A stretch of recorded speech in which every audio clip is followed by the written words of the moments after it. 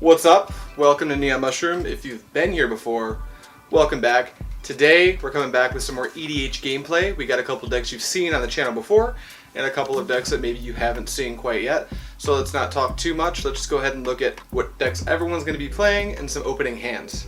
Alright, we're going to start off by taking a look at Aiden's opening hand. He's playing Atla Palani, the Nest Tender, and he's going to be keeping a 7-card hand with Forest, Plains, Carpulsian Forest, Prismatic Vista, Battlefield Forge, Beast Within, and a copy of Defense of the Heart. Then for some reason we let Jake return with his Nekusar the Mindrazor deck. He's also going to keep a 7-card hand. He's going to keep Mountain, Bojuka Bog, Sulphur Falls, an Expedition version of Polluted Delta, Bloodchief Ascension, and Fevered Visions. Next up, I'll keep the Grixis train rolling. I'm going to play my Nicol the Ravager deck. I too will be keeping a 7-card hand, including Arcane Signet, Sol Ring, Nightscape Familiar, Command the Dreadhorde, Wooded Foothills, Sunken Hollow, and a Tainted Peak. Last but not least, we have Guy Scott playing his Zakama Primal Calamity deck. He keeps a 6-card hand of Nissus Pilgrimage, Ranger's Path, Vorniclix Voice of Hunger, Stomping Ground, Mountain, and a Forest, and he had to bottom a copy of Regal Behemoth. Jake won the die roll, so he's going to start on that Polluted Delta. He's going to lose a life, crack it, and go get an Expedition copy of Blood Crypt, pay 2 life, and cast Bloodchief Ascension. Passing to Guy, he'll just draw a card and play a Stomping Ground tapped, as to not trigger the Bloodchief Ascension. I'm going to draw, and I'm going to go ahead and play Wooded Foothills, crack it, pay a life. I'm going to shock in a Steam Fence, don't care about that Bloodchief Ascension. I'll play my Sol Ring and use that to cast my Arcane Signet. Passing over to Aiden, he's going to draw a card for turn, and he's just going to go ahead and play a basic land as his land for turn. Passing over to Jake. Moving to turn 2, Jake's just going to play Sulphur Falls and shift the turn over to Guy, who's going to draw a card, play a basic mountain, and pass to me. After untapping, I'll draw and play Graven Cairns as my land for turn, tapping out to play Nicol the Ravager. When my commander enters the battlefield, it'll trigger and cause all my opponents to discard a card. We've got a Mountain, a Battlefield Forge, and a Rites of Flourishing hitting the bin. Then Aiden will draw, play a basic Plains, and shift the turn back to Jake. Jake's going to play a basic Island for turn, tapping out for Fevered Visions. At his end step, he'll draw a card off of the Fevered Visions and pass over to Guy. Guy's going to draw a card for turn, and he's going to play a basic land as a basic Forest. He's going to tap out for a copy of Nissus Pilgrimage. That's going to resolve. He's going to go get 2 Forests, 1 into play, 1 into his hand, and then at his end step, he'll have to draw a card off Fevered and lose 2 life. Passing the turn to me, I'll untap and draw a card for turn. I'm going to go ahead and attack Jake with my Nicol Bolas, put in 4 commander damage on him, play Sunken Hollow tapped as my land for turn, and then I'm going to tap 2 mana and play Nightscape Familiar. At end step, I'll draw a card and lose 2 to Fevered Visions. That's going to trigger Bloodchief. It is now active. We'll move to Aiden's turn. Aiden just drops a Spire Guard in his land for turn, and passes the turn back over to Jake after drawing and taking 2 off Fevered Visions. Wanting to keep the Pain Train rolling, Jake's going to play a basic Mountain and tap out for Spiteful Visions. At his end step, he does have to draw a card off Fevered, and that's going to trigger the Spiteful Visions, and he'll take 1 damage. Guy's going to draw 2, taking 1 off each card from Spiteful. He'll tap 2 for Cleany Heart Expedition. He'll play a Forest for turn, triggering the Expedition, and then he's going to cast Kadama's Reach, getting a couple of basics, 1 to play, 1 to hand. That'll trigger the Bloodchief. He'll lose 2, Jake will gain 2. At end step, he'll have to draw a card and lose 2 from Fevered Visions and 1 from Spiteful. I'll take my damage to Spiteful Visions along with my extra card. I'll play Tainted Peak as land for turn, and I'm going to come in at Jake for 5. 4 of it will be commander damage. Then I'm going to tap out for a copy of Mind's Dilation, realize I tapped too much, untap the Sunken Hollow, and Aiden's going to Beast Within the Mind's Dilation. That'll trigger Mind's Dilation, and I'm going to get a copy of Impact Tremors off the top. When these cards go to the graveyard, the Bloodchief Ascension will trigger for both me and Aiden, and then I'll get a Beast triggering Impact Tremors. I'll trigger the Visions at the end of turn and pass to Aiden. After resolving the Visions triggers, he's going to go ahead and drop Carpulsian Forest as his land for turn. He'll tap out and cast a copy of Decimate. The targets he chooses will be Nicol the Ravager. He's going to hit an Artifact and Sol Ring. The land will be Guy's only white source, and then he's going to nail that Bloodchief Ascension finally. These will all hit the bin, and then Aiden will resolve the Visions triggers, passing to Jake. After untapping, Jake's going to go ahead and drop a Sunken Hollow as his land for turn, and I'll tap 1 for everybody's favorite Cataract Parasite. At that point, we kind of know what's coming. He's going to tap 3 and cast Windfall. Now just to kind of explain what's going to happen here, we've got a Spiteful Visions, in addition to a Cataract Parasite. The Spiteful Visions is universal, but the Parasite is not, so Jake will lose 7 when he draws 7, and we will all lose 14 life when we draw 7. After resolving all of that and getting our hands filled up, Jake's going to go ahead and move to put the Windfall into the graveyard, and then he's going to move to his end step, drawing a card, and taking a damage from Spiteful Visions, passing the turn to Guy right after discarding Terminate. Guy's going to resolve the Parasite and the Spiteful Visions triggers. He's going to take a total of 4 life. he'll drop Temple of the False God as land for turn, triggering his Kalini Heart Expedition, getting a couple basics for the battlefield. Then he's going to count his mana, he's going to tap 6 of it, and he's going to cast the card Nissa's Renewal. This is going to gain him 7 very important life. He'll get a mountain, a plains, and another mountain into play tapped, and then he'll resolve the Visions and the Cataract Parasite, and then the other Visions trigger at end step, dropping down to 15 life, and he'll discard a land. Moving to my turn, I'm going to draw a card, resolve the Parasite and Spiteful Visions triggers, and I'll drop Castle Vantress as my land for turn. I'm going to tap out and cast a copy of Agent of Treachery, triggering Impact Tremors, and I'm going to take Blood Crypt. At that point, I'm going to move into combat and swing it at Iden, because I don't feel that bad for him. I know what his deck does.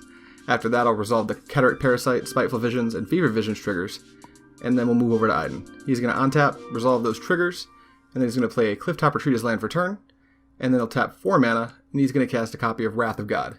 That's going to clean the board off, and that'll be the end of his turn, so after resolving the Fevered Visions trigger, he's going to pass to Jake.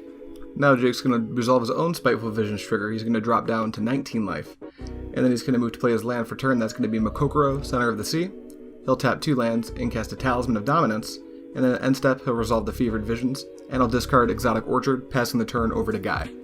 Guy will move to his draw step and resolve those Visions triggers, and then moving to his main phase, he's going to count out some mana, he's going to tap 3 of it, and he's going to cast a copy of Eternal Witness. That's going to buy back the Nissa's Renewal, and then he's going to just cast that Nissa's Renewal after meticulously counting out some mana, and that's going to gain him another 7 life. He's going to get 2 forests, and he's out of basic, so he fails to find the 3rd land. At that point, he'll move to end step, he'll resolve the Visions triggers, he'll discard 2 cards, and then I'll pass the turn to me. After resolving those annoying Visions triggers, I'm going to move to my main phase and drop a Command Tower's land for turn. Then I'll tap 3 mana to cast a copy of Necromancy. While it's on the stack, Jake doesn't like that, so he's going to tap 2 and try to counterspell it. I'll quickly Cryptic Command, and then I'll count out 4 mana to cast the Cryptic Command. My modes will be Counterspell and Bounce Fevered Visions. At that point, the Necromancy will resolve, I'll get a copy of Vorniclix from Guy's Graveyard, and trigger Impact Tremors. At that point, I have to resolve nothing because Fevered Visions is gone, and we'll pass to Iden. After resolving the triggers, he's going to play a Mountain for turn and just pass the turn right back over to Jake, who has to take damage from his own Visions. He drops a Swamp as land for turn, and then he's going to tap some mana and play his own copy of Nightscape Familiar. After doing so, he'll tap some more mana and finally cast Nekusar himself. Moving to his end step, he doesn't have to do anything because there's still no Fevered Visions. The guy will have to take some damage off of the Spiteful Visions. He's going to very carefully count on his mana, see what he's working with, and then it's finally time for Guy to cast his commander. That's going to be Zakama Primal Calamity. With no responses, he'll float the 5 remaining mana with its trigger on the stack, and then he'll untap all of his lands due to Zakama's Enter the Battlefield trigger. At that point, he's going to tap 1 red and drain his floating mana to kill Nekusar. When Nekusar dies, Jake will choose to rezone him to the command zone, and then after doing that, Guy's going to decide to float 6 mana, and he's going to go ahead and try to shoot down the Vorniclux. It does work, however, he could have just hit the Necromancy and spent less mana, but it doesn't really matter. I don't think it's going to have a huge impact on the game.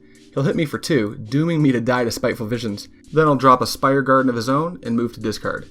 I'm going to go ahead and untap and slowly resolve those Spiteful Visions triggers. I do not find the answer, so I'm dead, and I give all of my opponents back the permanents that I stole. We'll move to Iden's turn, who unfortunately meets the same fate that I do and dies to the first Spiteful Visions trigger, passing back to Jake. Jake botches his on-tap step a little bit because of forgetting about Vorniclux, but that's all good. He'll drop a Watery Grave tapped as land for turn, and then he'll play Rakdos Signet, passing back to Guy. Before Guy takes his turn, he'll activate the Zakama, he'll take out the Spiteful Visions, and then I'll also take out the Nightscape Familiar. Those will both hit the bin.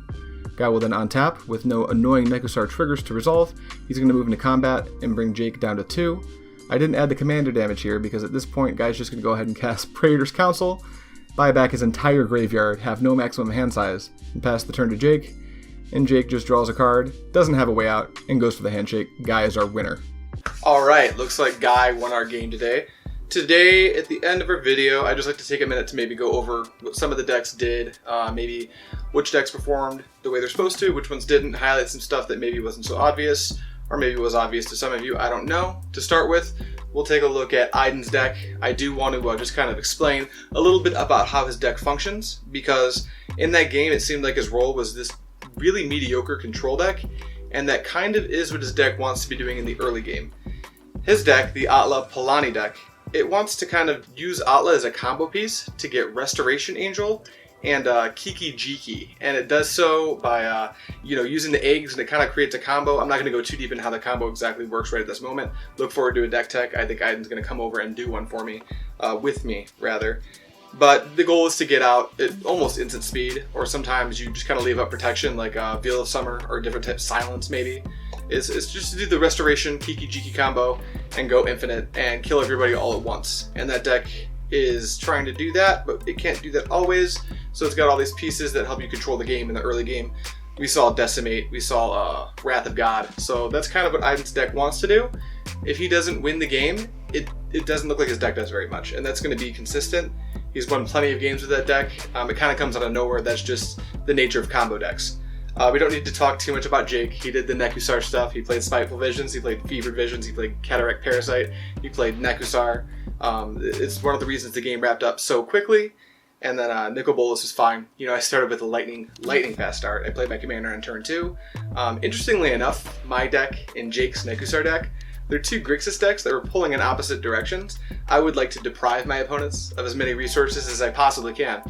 And he's just trying to overload everybody with resources and wheel them away, but his goal is never to really like tax his opponents on resources like Nicol Bolas tries to do in the early game. So that was an interesting interaction between him and me. But he drained me and Iden out of the game pretty quickly. And that moves me to Guy, who got what I guess I'm going to call like a circumstantial win here. He was in the right place at the right time. He gained 14 life with Nyssa's Renewal, which was very powerful because Jake was kind of nickel and diming everybody every single turn. So Guy was able to outlast both myself and Iden. And doing so, he was able to he didn't really combo off. I'll explain that in a moment. But instead of comboing off, he just kind of got a fair win against Jake, which was absolutely, I adore it.